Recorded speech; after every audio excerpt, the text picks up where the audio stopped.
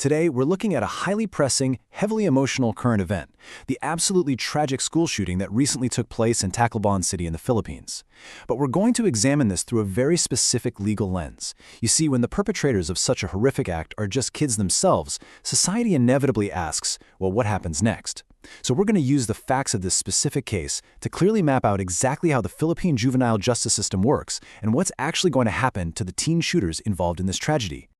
So here's our roadmap for the explainer. First, we'll cover the Tacloban tragedy itself. Next, the juvenile justice law, handling serious crimes, the specific fate of the shooters, and finally, rehabilitation and restorative justice. Okay, I really want to start with this quote because it is just chilling. This is from Police Brigadier General Jason Capoy, the regional police director.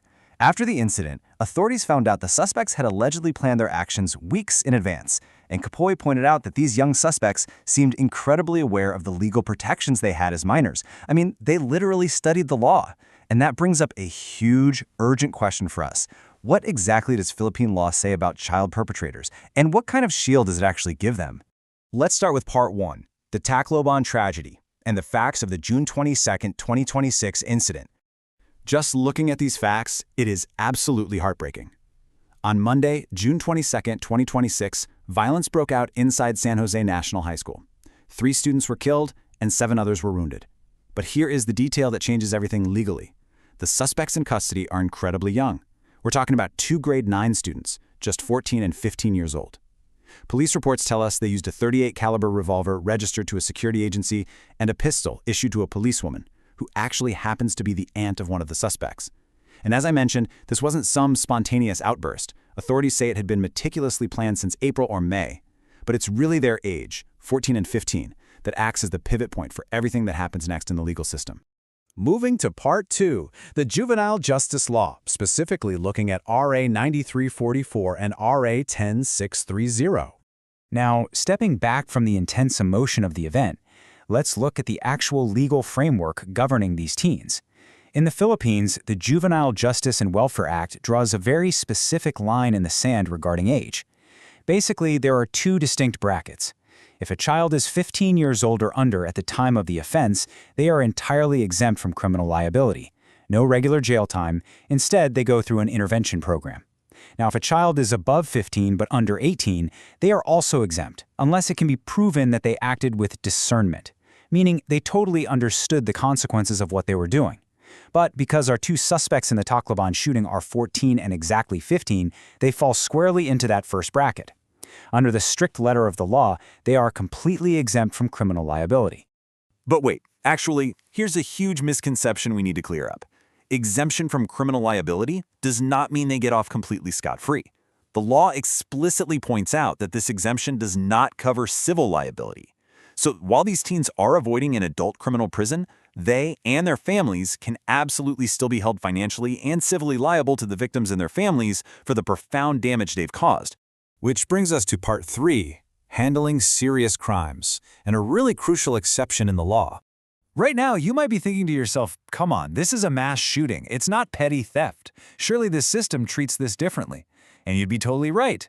The amending law, RA 10630, carved out a very strict exception for serious crimes committed by minors. If a kid between 12 and 15 commits a severe offense, they do not just get sent home with a warning. Instead, they are mandatorily placed in an IJISC. That stands for Intensive Juvenile Intervention and Support Center. It's a highly specialized, secure facility located inside a local youth care center, which is known as a bahay pag-asa. And the law isn't vague about this. It lists exactly which offenses trigger this mandatory placement. We're talking about the most heinous acts: parricide, murder, infanticide, kidnapping, robbery with homicide, destructive arson, and rape. Since the Tacloban incident tragically resulted in the deaths of 3 students, it's classified as murder. So it fits perfectly onto this list, automatically triggering the immediate mandatory placement of these 2 teens into one of these intensive facilities. So, Part 4.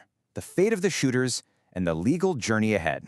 Let's break down exactly what happens to them right now, step by step. It's a very strict timeline. First, they are handed over to the Social Welfare Development Office because, remember, legally, they can't be held in a regular police lockup. Second, a petition for involuntary commitment to an IJISC has to be filed with the court within 24 hours.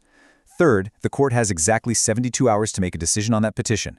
Fourth, the court will mandate their placement in the intensive center for a minimum no less than 1 full year. And finally, step 5, they don't just sit there waiting out the clock. Their stay involves rigorous evaluation to figure out if they can ever be safely reintegrated into society or if their placement needs to be extended. And who exactly is doing all this evaluating? Well, during their mandatory stay, an entire multidisciplinary team of experts takes over.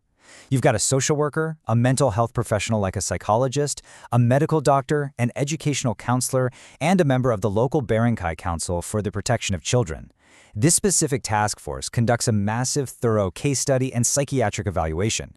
They are legally responsible for designing a custom intervention plan for the kids and their families, and they report directly back to the court on their progress.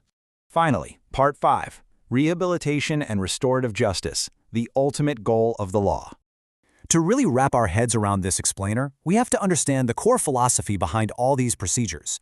Why go through all these specialized steps instead of just opting for traditional, harsh punishment?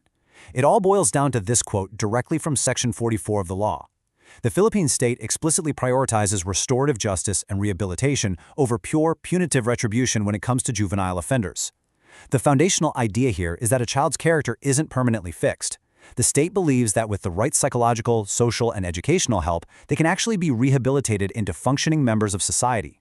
It's all about treating the root causes of the behavior, rather than just locking a kid away in an adult prison environment. Which leaves us with a really heavy question to wrap up this explainer. It's a delicate balance, right?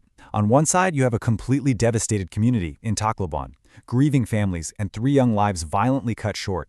A reality that absolutely cries out for justice.